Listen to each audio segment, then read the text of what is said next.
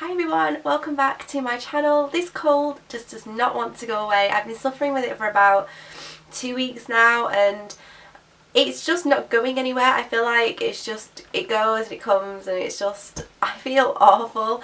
But I definitely wanted to get filming done today, even though it's an awful day and the lighting is horrendous. There are definitely a few reviews that I've been asked to do and a few videos that I wanted to do in the run up to Christmas. So today is going to be a foundation review, and I've done quite a few of these recently and I really enjoy them. I love looking for the perfect base for different occasions and different skin types and things that I want to combat. And today I'm going to talk about a foundation that I've only ever briefly touched on and I've never done a full review for, and it is the Chanel Perfection Lumière Velvet Foundation, which looks like this. First of all, packaging, absolutely beautiful. Even though this isn't as premium as their other packaging that come in glass bottles, I actually prefer this because it's light, so it's a lot easier to travel with. Not that I'm a bit of a jet setter, but if you are, then this is obviously easier to travel with. And I love the colour of it. It looks so sleek and stylish. You just don't really see foundations in packaging like this, and I really like it. It's a nice square compact package, and yeah, I really like it. The font is really minimalistic and really adds to that kind of cool, effortless vibe, and I really do like it. Visually, very, very pleasing product in terms of packaging. So this is the bog standard 30ml foundation, which is meant to give you a really nice kind of seamless and flawless velvet finish.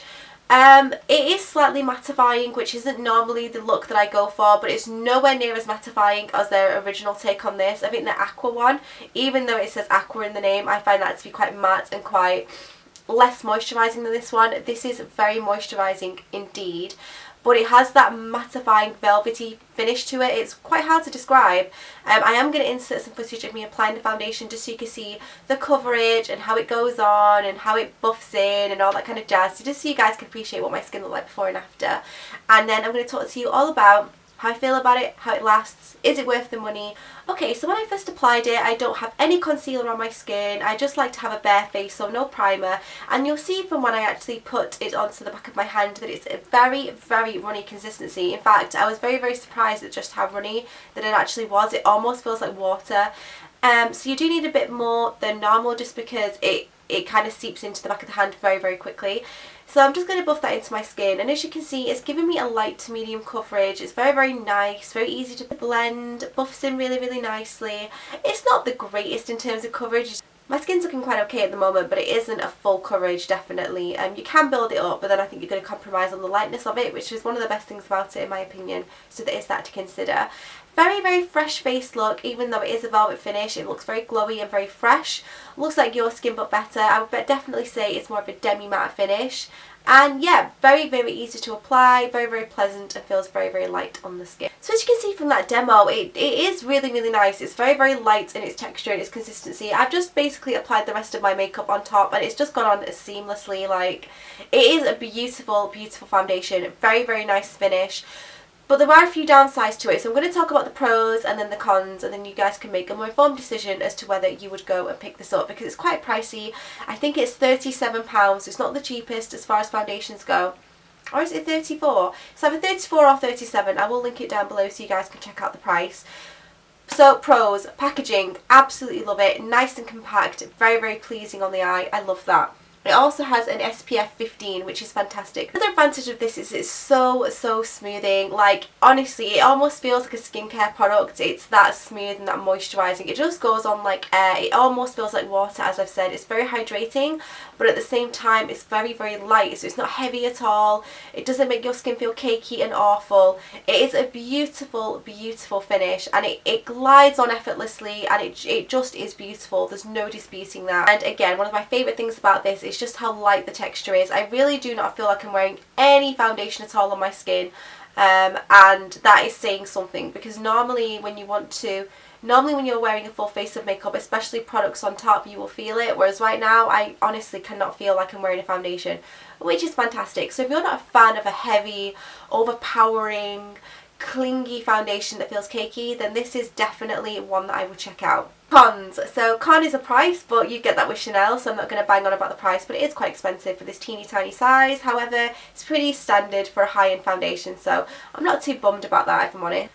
The next thing is its runny consistency. Even though I love that about it in terms of the application, it does mean that the product can become quite wasteful. As you can see, I will show you this up close, but it does tend to run inside the packaging, which is again quite wasteful, especially when you're paying the likes of Chanel prices. You want it to last as long as possible, so that is a little bit of a downside. And also, as you put it onto the back of your hand, as you will have seen in the demo, it kind of runs very, very quickly. It's almost again like adding water to the skin, so you really need to be quick in your application because it's so light that it almost dries instantly. And I would definitely say that this is almost a cream to powder finish, which isn't a con for me. I actually quite like that, but if you like a radiant kind of glowy look, I would definitely say this is more of a cream to powder finish. Another thing about this is the coverage. The coverage massively lets it down.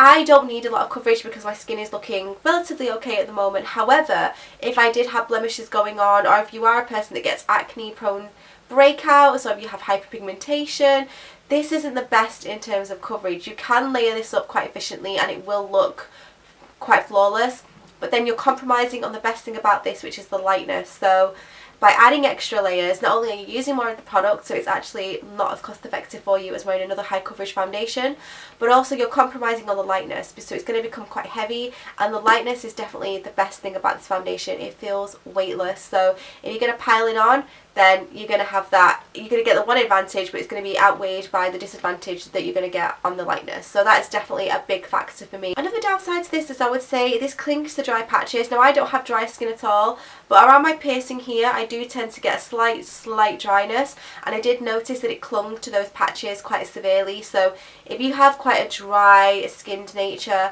I would definitely say use a very moisturising primer underneath this because it will show up. That's just my experience, and as I've said, I have oily skin, don't really have any dryness apart from this tiny little patch here, and it clung and it struggled with it. So if you have dry skin, as a general rule, I wouldn't say it's the best that you can get on the market, especially for the price. Let's finish on something positive for this foundation. The longevity of it is beautiful. When you put it on in the morning, it looks the same as when you're taking it off at night. I wore this for about 12 to 15 hours and it still looks beautiful and seamless. So you know, you really do just need one application of this, and I think you get that with Chanel. The quality and the price is there, and this also contains skincare benefits, so it's going to give you nice hydration and feed the skin as well. However, if you have blemishes, then they won't cover well to begin with, so you will constantly feel like you need to top up during the day.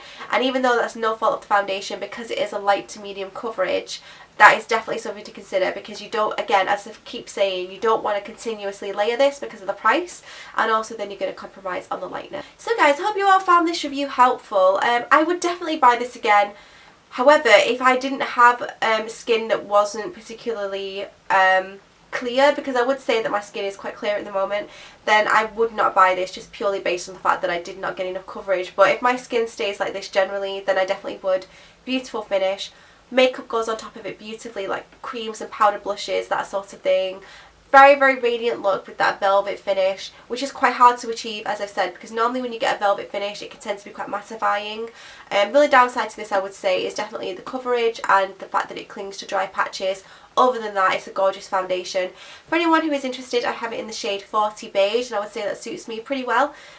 However, when I go on to the summertime and I start tanning and that kind of thing, I may struggle with the lightness of this, but again, that's not an issue because I probably will just buy a new one in the summer. So yeah, I absolutely love it. Big thumbs up from me. Not a full coverage foundation, not what I would buy if I had blemishes, but if you have nice skin and you just want to add a bit more of a flawless coverage to it, something just to kind of bring it all together and balance out the skin tone, then this is definitely a beautiful, beautiful foundation. And again, it's super light and I love that, so definitely would recommend it. Hope you all found this helpful. Don't forget to give it a little like if you enjoyed it, and subscribe if you're new. Put any comments or questions about this foundation in the comments box down below, because I'd love to hear from you, whether you're thinking about trying it, whether you are trying it, or just whatever. I would love to hear from you. I hope you're all having an amazing day, and I will see you all soon. Bye.